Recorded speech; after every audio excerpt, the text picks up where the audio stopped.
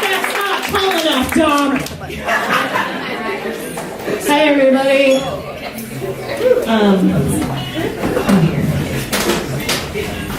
What's up? I'm feeling kind of weird lately because I recently had to quit smoking weed. Yeah, I'm sorry. Sometimes I'll say that and there's one person that's like, What? I'm like, you should chill out. You know, it's really good for that. It was weed. I didn't quit it because it doesn't work. I quit it because it was affecting my life in a negative way. You know, I just got really sick of waking up every morning with 45 shitty pictures of the moon on my phone.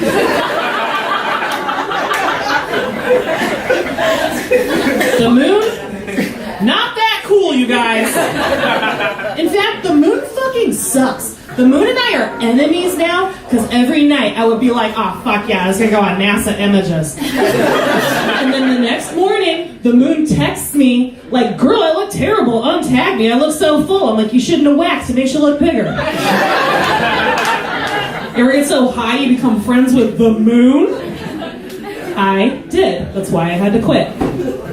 Even more recently, I started smoking weed again. I'm a little scam. I quit because I wasn't good at it, and then I was like, you know what? Quitters never win. Winners never quit. I bet Steph Curry never quit anything in his whole life. I'm gonna be the Steph Curry of smoking weed. Just chewing on a thing the whole time. Now I smoke weed all the time.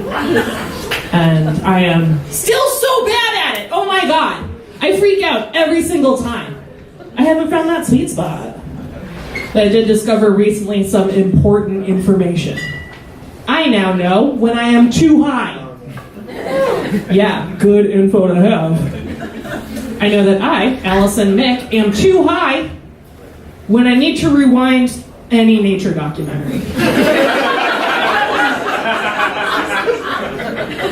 Only because I feel like I've missed a super crucial plot point. I'll be watching it like, how did that Arctic fox even catch that cormorant? I better investigate. Oh, he caught it in his mouth. That checks out. Tight. Also, I had to go back to weed because ever since I turned 30, cocaine gives me heartburn now. That's not one I do for the laughs, it's one I do for the knowing nods. So I know who to talk to after the show. I'm half black. Surprise, crackers! I'm a proud white woman of color. Incognito, if you will. I'm half black, that means that both white and black women try to touch my hair without asking. Just kidding. Black women would never do that.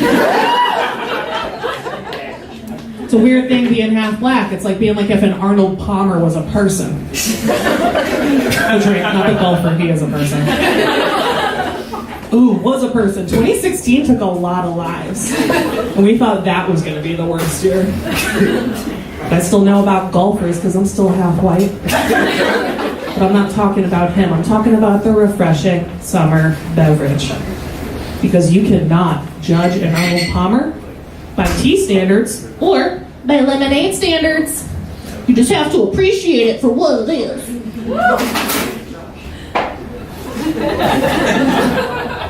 Which is better than its component parts. I'm just saying, if you're 100% something, you're going to die one day and people like me are going to take your place. Probably die of something weird too, like hemophilia. Ugh. All I'm saying is everyone should be mixed. I'm kind of a mixed race supremacist. It's a weird thing because no one disagrees with us. They're like, oh yeah, you guys are generally pretty tall and healthy and good looking. I'm like, yeah, I know! God, I can't wait till it's all us.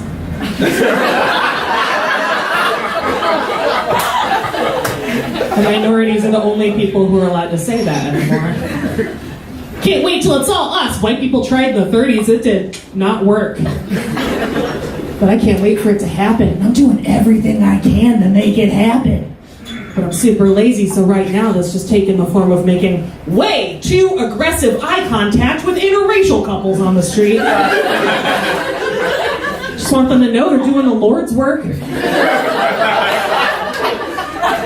But if you walk down the street, I will pop out of a bush all crazy-eyed and just be like, yeah, make more memes. And then she's like, honey, hold my hand. I'm like, yeah, hold her hand, then fuck her, make more memes. I'm pretty sweaty about it.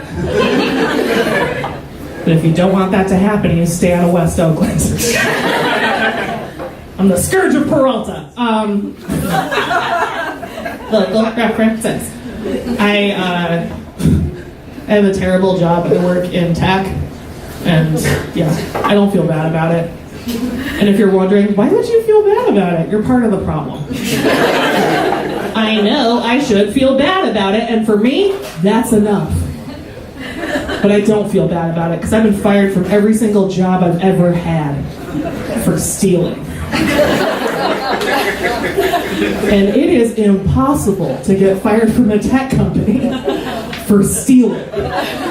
They just give you everything for free. It's amazing. I still walk out of the office every single day with a 3-gallon bag of M&Ms. Peanut butter M&Ms. But as I'm stealing them, I'm just like, it's not the same. The thrill of the chase is gone, you guys. Ugh. I was cleaning up after a party at work. I work in facilities at a tech company. I don't have like skills. I'm not the real enemy. Do any of you guys work in tech?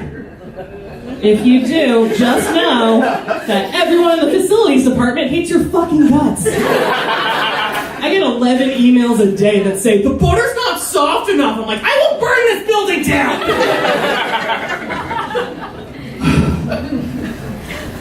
Cleaning up after a party at work. There was a $200 bottle of wine left over. What? Cork in, too. Fuck yeah. But it was the first 3 weeks of the job, so I was still kind of trying to keep it. So I emailed the organizer of the party. I'm like, yo, what do you want me to do with this? And she said, keep it. And I said, good, because it's already in my purse.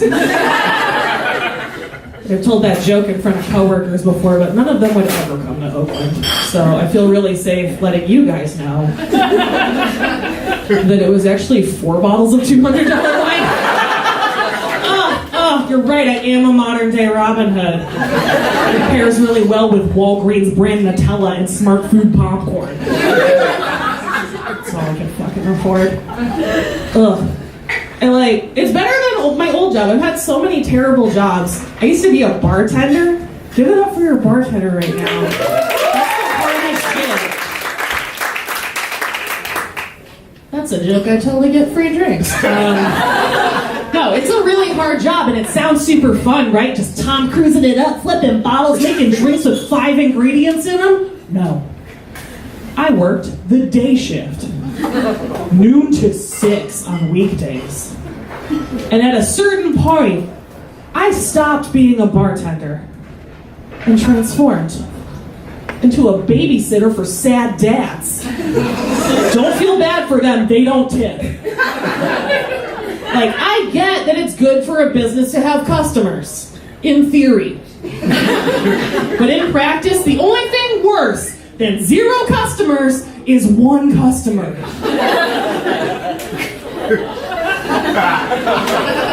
Just that one fucking guy who won't stop telling me about how I remind him of his estranged daughter. I was trapped behind the bar, because every bartender you've ever known is trapped back there until you tip them. And I'm like, okay, I'm gonna go get ice, which means smoke a cigarette in the back parking lot for 25 minutes. But I didn't know that. I was young, I was dumb, I was friendly, I was just like trying to be as nice as I could. I'm trapped behind the bar and I'm trying to be so nice. I'm just like, oh, you haven't talked to your daughter for 6 years? She's so lucky! Fuck. And that's the job that got me fired from the Stork Club. Just kidding, it was for stealing. Used to be a receptionist. That was bad. I was a receptionist. For a lawyer, it gets way worse. His last name was Clipguard. Klitgard. I think it's from Lapland, I'm not sure. And Mr. Klitgard was really particular about the way I was supposed to answer the phone. Supposed to answer on the second ring and say, "Good morning, Mr. Klitgard's office, how can I help you?" I'm standing here talking about 2 subsequent jobs, so we can all agree that that's not what happened. I would answer on the 7th ring, because that's the last ring before it goes to voicemail. And I'd be spending all of that time just like mentally psyching myself up not to fuck up the name. I'm like, "It's ringing! Come on, Nick, we got this. All right, 7th ring. Good morning, Mr.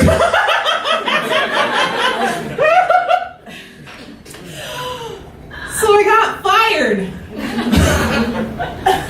But the thing about a Klitgard, what is it? That is not a real word. Tried looking it up on Urban Dictionary? Not there. But what would it be? I've come up with several definitions, because that's how jokes work. I like to think maybe it's a slang term for a chastity belt, or right guard deodorant for stinky clits. Or a clit that's not tall enough to be a clit forward, but is really good at shooting outside shots. Or, final definition, this is the definition that is now on Urban Dictionary, because I put it there. Klitgard. Female cock block. Yeah! We gotta call it something! The day after a party, guys are always like, "Yeah, Brad totally cock blocked me last night," because that's how boys talk. Girls need something to say to that. We'd be like, "Yeah, Kathleen totally Klitgard to me. She's a fucking bitch."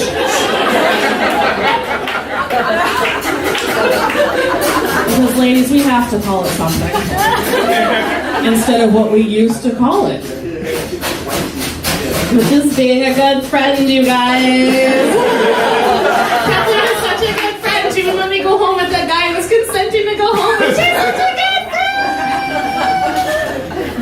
friend. False. Kathleen is a Klitgard. Get those people out of your life.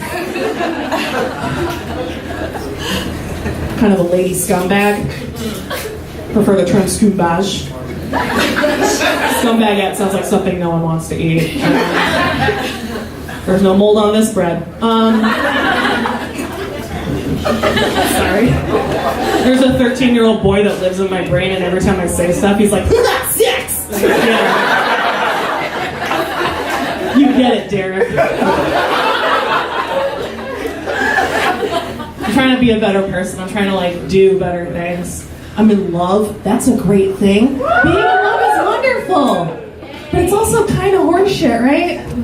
A little bit. It's mostly horseshit. Not sure if you guys could tell from the first 12 minutes of this set, but I'm a deeply unpleasant person. This kind of happiness does not vibe with who I am at all. I used to be a reasonably intelligent human that walked around and said words. Now I'm just in love. I don't want to be like that. Just giddy and giggly and unable to pass the Bechdel test as a person. It is not a good look. I have friends that break up with guys and their excuse is that they didn't feel, get this, the butterflies anymore. Have you guys heard about these before? The butterflies? Are you fucking kidding? The butterflies? You guys, the butterflies are the worst part! It's the worst part of any relationship. Why would you want to feel like that? You don't even feel like yourself. You just feel kind of off. Having the butterflies have an inner ear infection for your whole personality. And once the butterflies fly away, all you're left with is deep intimacy and understanding. And the ability to rip wicked nasty farts in front of each other. Why would you give that up? All those butterflies are all those farts you're holding in front of the new person. Not everyone here's in love, but everyone's been on a 7th date where they're like, "I know I've been farting without incident for literally decades, but maybe this is the one where I fucking shit my pants." Sitting on a couch watching a movie that's just okay. And then he comes out and you're like, "I love you, I cleared out a drawer for you." Thank you so much, baby. I love you so much. One thing, though.